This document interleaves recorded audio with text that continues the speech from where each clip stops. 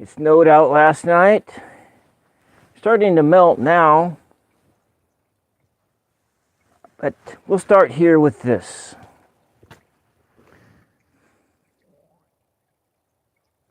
It takes hours, buckets of cold showers to erase your signature from my mind. I'm in a bind. How do I make this rhyme? The next verse could be something like this. Quivers, shivers, fevers, levers, beavers, burning hot magma, flowing, melting innards, gizzards ejecting stones, bones, demonstrative, gooey-eyed snowballs? No, no, no, that won't work. What is this dribble that I scribble to you on the page? Beautiful, sexy babe. I love that thing you do with your tongue.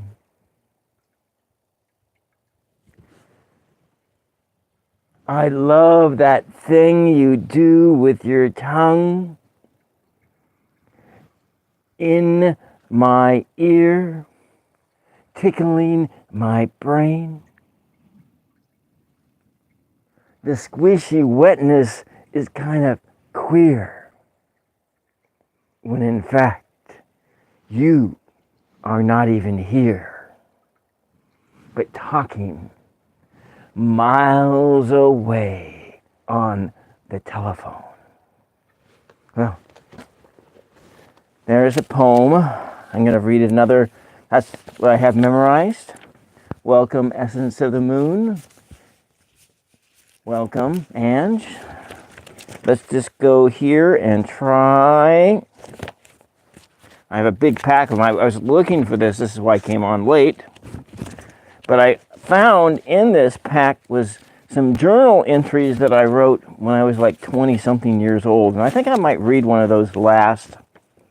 But let's start here with this. It's titled No More. I bend at the waist and twist at the shoulder, banging to an arrhythmic melody whispered on a shrill wind. I lose myself in this contemplative trance. I am Hebrew. I am in the city of my lineage. I stand at the temple wall. Solomon the wise has been murdered in his sleep. In the distance, my countrymen mourn through cobbled streets in a riotous waltz. A raw wall of sound strikes me full in the chest. An eerie din pummels into me like stones cast at an angry mob at an adulterer. What harm have we done? I rend my goat hair shirt. I lament in angelic tongues. A river of blood flows out the temple doors. The stench of 1,000 holocausts burning stings my eyes. An unknown element cuts sharp with every gust of panic we exhale. The world is changing. The night is dark. A black breath of violence hides the moon.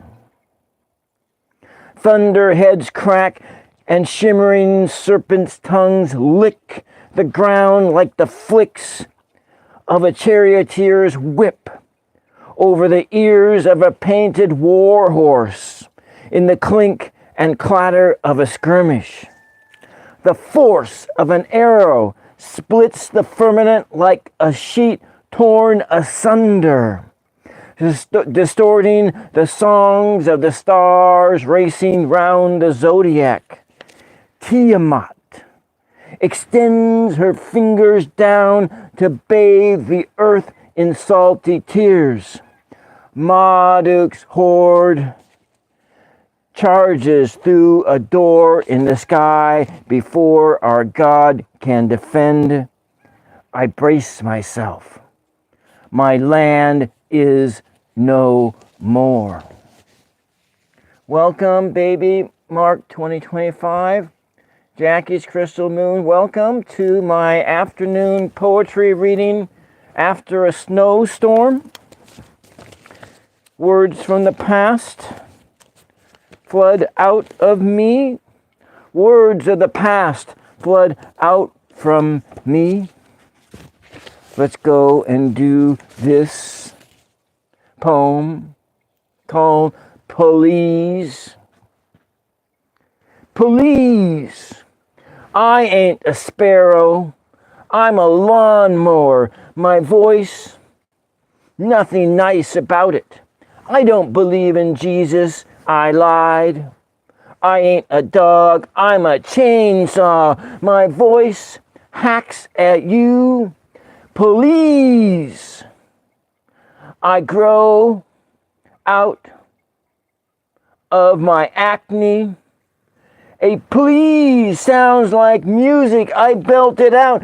Please. I get high and moan. I'm ugly. I try to sing like a man. I turn my face to God. I pray. I wish. I please. All right. Let's try something else here. What else did I mark a few minutes ago? Here's one. In the dark, reality shimmers into distortions.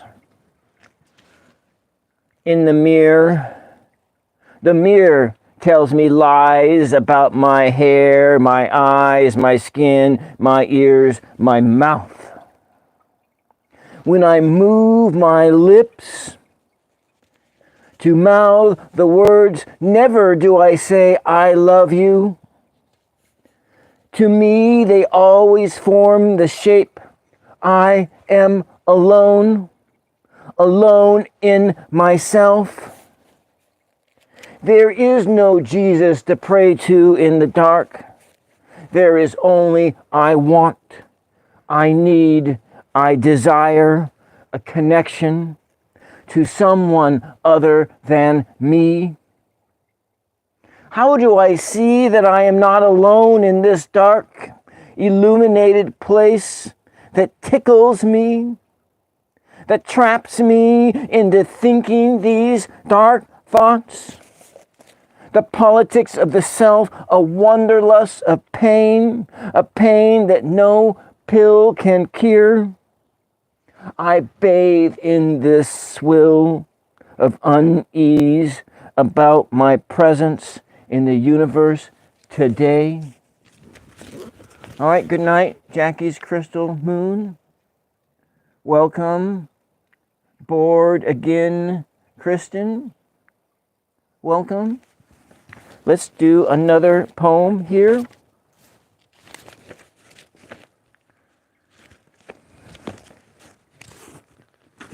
Please, words, come to me. This one, we'll do this poem called Gravestones, written at a cemetery in Seattle, Washington. I don't remember the name of the cemetery anymore, but it's the same cemetery where Bruce Lee and his son Brandon were buried. And then it's right next door to a cemetery called the Cemetery of the Grand Republic Army, which was a Union a Civil War cemetery happens to be in Seattle. Okay, gravestones. I thought I laid you to rest with that let's be friends conversation. But you're still in me, entombed in those ventricle chambers that pump the fluidity of life. The caretaker there shovels, and here comes one of my neighbors rolling by in the car, thinking I'm probably nuts. Oh, good, he's looking the other way. The caretaker there shovels the deceased in a New Orleans-styled mausoleum, one on top of another until they are all crushed together, generating their own radiant heat. It's peaceful here under this sycamore tree. Lovers lay side by side, eternally worm-ridden, till nothing remains of them but a worn marker with a faint whiff that a name was ever chiseled into its rain-pitted marble face. But what if their romance was other? What if their version of marriage was a war, approached with clenched fists and backhanded slaps? What if after 60 years of copulating with the sword and shield, the battering ram and catapult did one of the warlords wave the white flag? Surrender to that urge to reform their foxhole partner into an image of self they themselves could never achieve. And only at the end of it all did one partner realize that all their efforts to change the other were for naught. That a truce could have been called years ago by simply putting aside ego and accepting, warts and all, this individual for who they were. The tears you cried the moment you died were about this. At least now you know it, and I do too. A stranger sitting at yours and your mate's feet, whom you still share an earthly residence with, on a hill overlooking a chaotic city in lush, tall green grass under your favorite sycamore tree. Thank you. Welcome, Peter. Welcome, TMB. Welcome. I'm going to read a few more poems here. I'm at 13 minutes. I'll probably... this one. I wrote this a long time ago, called Kool-Aid.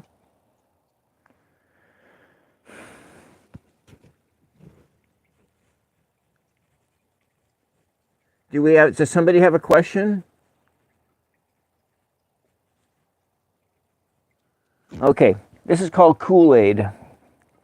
Ever wonder if Jonestown juice tasted good? They mixed the Kool-Aid without sugar, forced themselves to drink the bitterness of Jimmy's life. The end of the world never came, not for Jim Jones, not for Hal Lindsey, not for David Koresh, not for Heaven's Gates, not for Jehovah's Witnesses, not for Seventh-day Adventists, not for Pentecostals camped out on Jerusalem's Temple Mount, not for computer-dependent society on year 2000. Not for anyone anywhere has this world ended upon setting a date. Not even for me will this world crash and burn under my feet. I inherited this stain from my father, and he from his father as well. My grandfather, who suffered through the Great Depression, spent the remainder of his days paranoid of the crash's second coming. Every night for nearly 2 decades, my father waxed gloom and poetic doom at the dinner table, always about the second coming of the crash. whereby on this glorious day Wall Street stockbrokers would jump to their deaths. Yes, they would jump to their deaths out skyscraper windows. As they fell, their financial dreams would flash before their eyes before they splattered the sidewalk red. Each time he told that story, I swore I would never be like him. I am just as envious as he, although I am not seeking economic mayhem or the deaths of a few wealthy individuals in New York City. My only lament is that Revolution USA will not come soon enough to ease the sufferings of the poor and disadvantaged in our country. November 18th, 1978, Jim Jones at Jonestown, French Guiana, slaughtered the innocent along with the guilty. He wanted the end so feverishly he tried to force the Almighty God's hand. It didn't work. The rapture never came. The end never came. Jimmy did not stop the world's turning even for an instant. Though the news broke on the TV, I will never forget the grotesque scene of seeing through my 10-year-old eyes all those bodies stuffed into black bags splayed across the grounds of the Temple Tent Church. The irony of all these massacres is that this world keeps spinning at the same rapid pace. Chris Topaz, welcome. So I wrote these poems, probably 20 years ago. 20 years ago, yeah. Some of these poems 20 years ago. In the early aughts, some of them in the late 90s. And, here we go. Here, this one's called April 24th, 2012. Facebook came up short again. It was sad that you weren't there. I will close my eyes in a few blinks. I've been busy painting. It was a rain-snow mix. It was sad that you weren't there. Did you bring your 3D glasses? It's difficult to reach things beyond your grasp. I will close my eyes in a few blinks. I had not seen him for 8 years. Then nature gently took over. It was sad that you weren't there. I had fun playing outside. I can still feel the sun on my skin. I will close my eyes in a few blinks. I went to your place. The dog was gone. It was sad that you weren't there. I will close my eyes in a few blinks. Fatima, welcome. Welcome. And thank you. Let me see if I can move the tripod around a little bit here so you can see that there actually is snow here. It's not like it's okay. All right, let's go for another one. I'm at 18 minutes in. I read that one.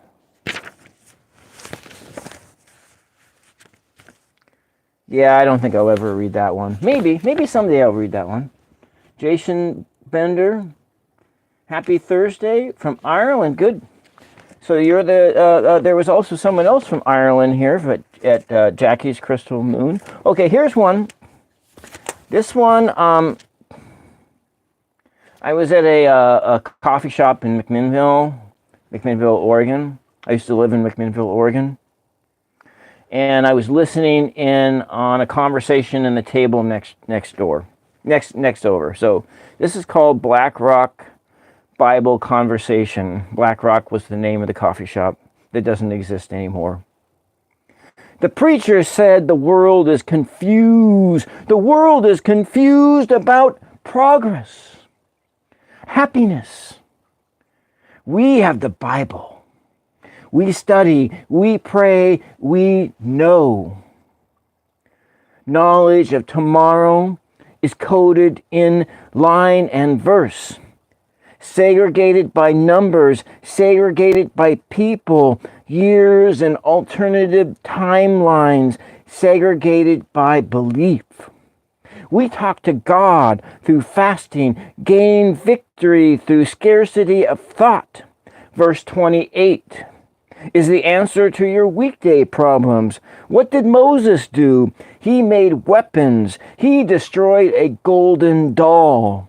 Verse 23 says to strike out, ambush the enemy, leave no one alive, save for the virgins who are your spoils of war. Women under 13 were considered virgins in the time of Moses and the time of Jesus and before.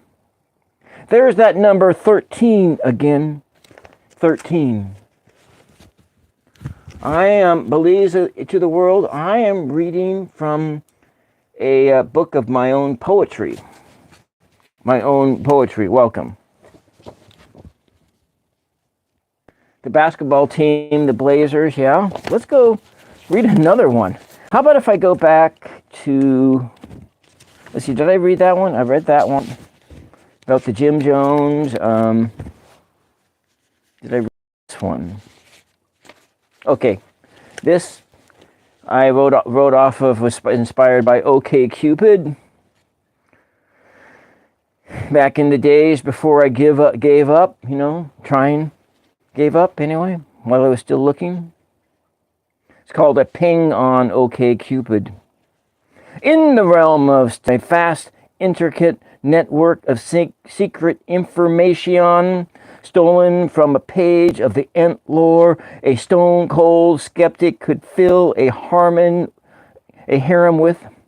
A comfortable vagabond leading a double life blurs the line between raunchy and romantic tours, psychology books, a four-wheeled machine that eats death, and tattoos on all black assembled on tree flesh. The horrors of biological cruelty haunts statistical intuition into a passionate phenomenon of simple understanding coupled with tire treads of conflict resolution, traversing time zones by the power of its own internal explosions. The poetry here is that it is difficult to reach out to strangers in a world where all humanity is one that differentiates itself with contrasting ideologies that serve only to estrange one individual from another. I am searching out to you through your own words, mingled in with my thoughts for you, rearranging them for you, my thoughts. Okay, that last line didn't make sense. Okay, that was a difficult one to hear. And let's go this one, and then I'm going to read this one and one more, and then that's it. This is titled Colored Waves. I actually have a video of this poem on my channel. I think if you go into my playlist channels, favorites, this one is there. This one called Colored Waves. I think I have a different name for it. And it is a video poem. Thank you, Kirk. Oh, you know what, Kirk? I found this one. I'm going to read this other one for you next. Yeah, the next one for you, because it was written out of a journal from the early 90s, for like before you left to go off to your life in Seattle, and before I graduated from college. And so I want to read that one last, but I'm going to read this one now. It's titled Colored Waves. I heard you when you whispered my name from halfway round the world on a small island dotting the South Pacific. It sounded like the plop of a single hydrogen atom as it hit the ocean at supersonic speeds ejected from a solar flare. The ripples generated blared out 3D through the Pacific. I saw your hair, wavy back, black, peppered with strands of white, unraveled from the tapestry, I need to, my fingers don't work.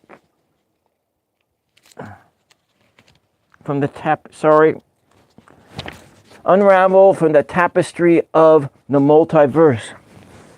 In a parallel verse, we are the same soul sharing a trillion billion bodies. In still another, I answer your call with a quiet yes. Sorry about that. I want to go get that journal entry, and then we'll end with that. When you go back into me when I was still so young, almost teenage angst, back to 1991. And where was 1991? I found it earlier, so Chris Topez, it is probably 2:45 right now. 2:45. You know, I'm not gonna. I should have marked it with a piece of tape. That one last thing.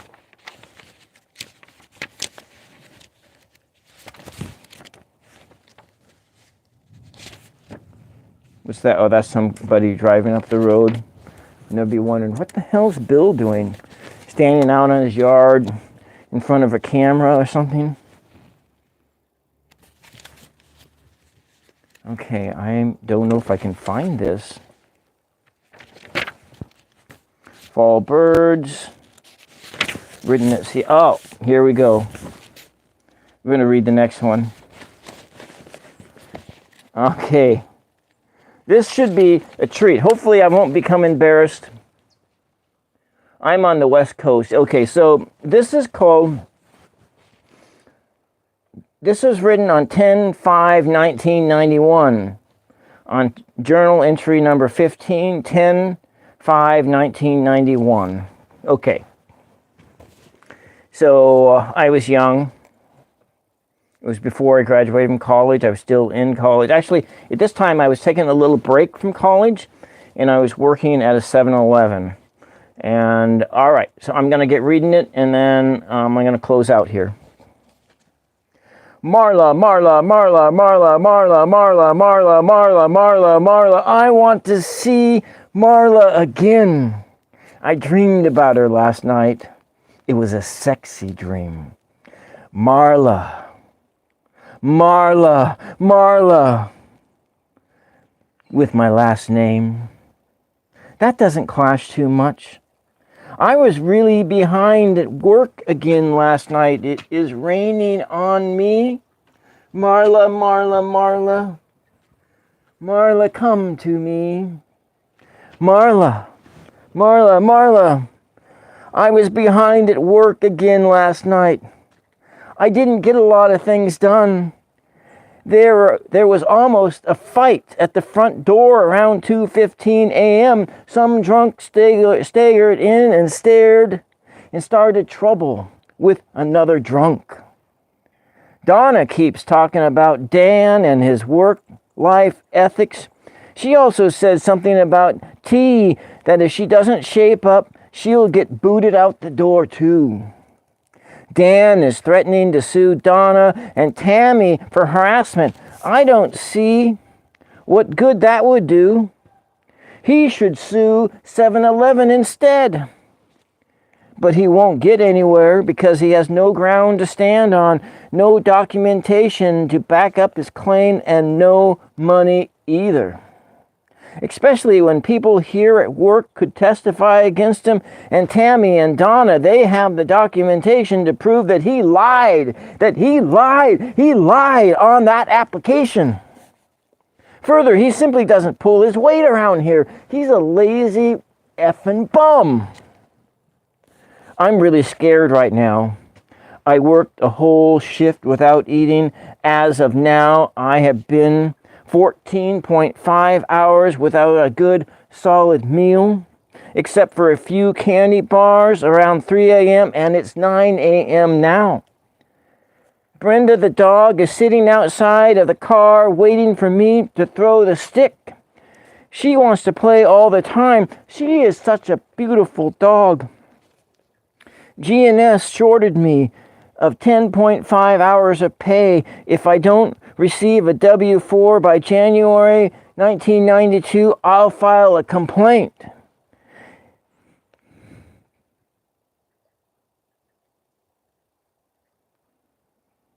Ken made it into the Lynn News for putting red dye into that fountain last week. His name wasn't mentioned, only the act of fouling the fountain was written about. Boy, was that a sight. All that water was red, blood red. It looked so cool. Oh, I saw Todd again tonight. He's not working, however, he is doing odd jobs here and there, having so much fun, having so much trouble finding employment in this recession. Feels like things are going to get worse, like after the crash of 1929. He thinks we are headed straight for another Great Depression. I also saw Denholm. He too was not fully employed. He said he was working part-time at a restaurant washing dishes. This economy sucks. Dishwashing is the best a person can get with a physics degree. I guess I'm lucky to have this job even though it sucks. It sucks, and I hate working for these effing people. Denholm mentioned that he was going to go back to school to get an engineering degree. Is there any more to this journal entry? Nope, that's it. That's it. All right, well, that was, I changed your name in it. I changed your name in it, but do you remember that? Anyways, that was memory lane back to 1991. And I probably have more, and I found like a whole pack of papers from when I was in graduate school. And yeah. And but that whole time period of the 90s was so hard. I mean, I graduated in 1994, and getting a job, and I what did I do? I did temp work for 10 years, and mill work and all kinds of stuff, and it seemed like my whole life I just worked for nothing but minimum wage. Yeah, Oregon was tough at that time, and it's still kind of tough, It's still tough. Times are tough, unless you got like some really good skills, like my nieces, like all my sister and all her kids are just like really, really charming and good at sales. Yeah, we remain. And what was I going to say about, I forgot